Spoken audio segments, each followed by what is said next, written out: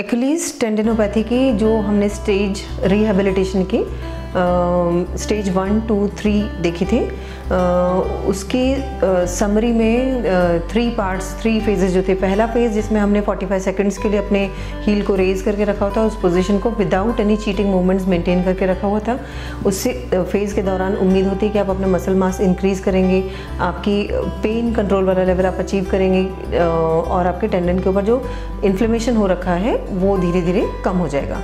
जब आप ये बहुत अच्छे से करने लग जाते हैं तो आप फेज 2 में एंटर होते हैं, जिसमें आप सेम एक्सरसाइजेस को यानी हील रेज को, ज़मीन पर खड़े होकर हील को रेज करना। अब आप 45 सेकंड नहीं रुकते हैं, आप बस 2 सेकंड में ऊपर जाते हैं, 3 सेकंड में, 3 साढ़े 3 सेकंड में नीचे आते हैं। यानी कि ऊपर जाना आप थोड़ा फास्ट करते हैं, नीचे आना थोड़ा सा स्लो करते हैं और ज़मीन तक आते हैं। इसे मल्टीपल रिपीटिशंस में हम करते हैं। ये स्टेज 2 होता है, स्टेज 2 या फेज़ 2।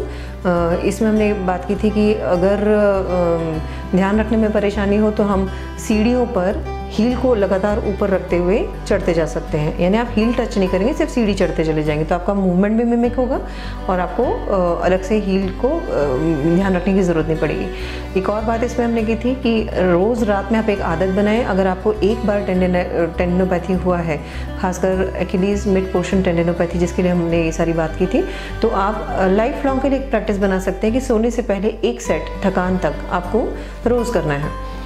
जब आप ये वाला भी लेवल अचीव कर लेते हैं तब आप स्टेज 3 पर शिफ्ट होते हैं। स्टेज 2 में जो था अभी हम जिसकी बात कर रहे थे, उसमें आप वेट्स वगैरह बढ़ा के आप आपके लिए टारगेट्स बढ़ा सकते हैं, चैलेंजेस बढ़ा सकते हैं। दूसरा, अगर आप एथलीट हैं तो आपको ज़मीन वो किसी भी स्टेप पर खड़े होकर, जैसे आप ऊपर गए न्यूट्रल तक, ज़मीन तक वापस आए, फिर आपको नीचे भी वापस ले जाने की एक्सरसाइजेस करनी है। और अगर आप एथलीट नहीं हैं तो आपका ज़मीन तक आना भी चल जाएगा। अगर आपको मिड पोर्शन की जगह निचले पोर्शन में जाए, यानी कि जहाँ पर एक्यूलीज टेंडन का आखिरी हिस्सा होता है, वहाँ की टेंडिनोपैथी है, तो हमें नीचे जाने वाली एक्सरसाइज किसी को भी रेकमेंड नहीं करेंगे। तब आप सिर्फ ज़मीन तक आना और ज़मीन से उठना, इतना करेंगे।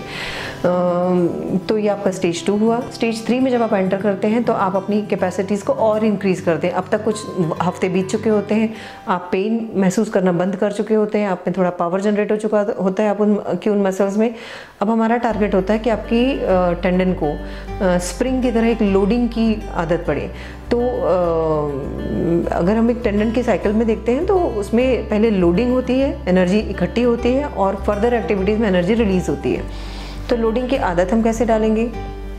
हमने बात की थी अपनी ही प्लेस पर खड़े होकर थोड़ी थोड़ी जॉगिंग, हॉपिंग, ऐसी एक्टिविटीज़ करना, या स्लो स्टेयर क्लाइंबिंग करना, स्लो रस्सी कूदना, ये सब चीज़ें आप उसमें कर सकते हैं। जब आप इसमें एक बार अच्छे से ट्रेंड हो जाएं, आपको डिफ़िकल्टी होना बंद हो जाए, अब आपका उद्देश्य है अपने मसल्स की, टेंडन की कैपेसिटी को और ज़्यादा इंक्रीज़ करना है, तब आप स्टेज 4 में एंटर होते हैं, जिसमें आप और फर्दर चैलेंजेस देते हैं, जैसे कि स्प्रिंट्स करते हैं। अब नेचुरली मैं 45-50 ईयर्स में जिसकी रोज़ की आदत नहीं है स्पोर्ट्स की, उनको मैं रिकमेंड नहीं करूँगी कि आप बहुत सारा स्ट्रेन अपने ऊपर करें।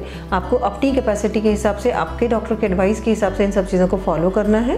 पर अगर आप एथलीट हैं या आपके थोड़ा सा हायर डिमांड है या आप फिजिकली एक्टिव हैं, तो आपको इस स्टेज के लिए भी खुद को एंटर कराना होगा, जिसमें आप स्प्रिंट्स करेंगे, यानी शॉर्ट डिस्टेंस रनिंग, थोड़ा सा स्पीड के साथ में शॉर्ट डिस्टेंस रनिंग करेंगे, डायरेक्शनल चेंजेस करेंगे, जैसे कुछ कोन वगैरह रख के, कोई भी मार्किंग रख के आप अपने लिए डायरेक्शन चेंजेस के साथ मूवमेंट्स करेंगे।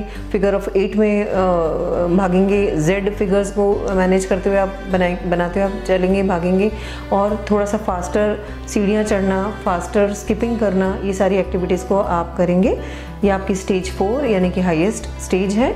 और जो प्रॉपर प्रोफेशनल एथलीट्स हैं उनके लिए before the return to their sports the recommendation is that you should mimic your sports activities before entering into the competitive sports, जिसको हम कहेंगे trial activities of your own sports. जो आपके sports की विधाएं हैं, जो आपके एक्शंस हैं, जो आपकी टेक्निक्स हैं, उन्हें आप नॉन कॉम्पिटिटिव स्टेज में प्रैक्टिस करें और देखें आप कितना स्टेबिलिटी के साथ उसको मैनेज कर पा रहे हैं। उसके बाद आप अपने स्पोर्ट में रिटर्न ले सकते हैं। Thank you.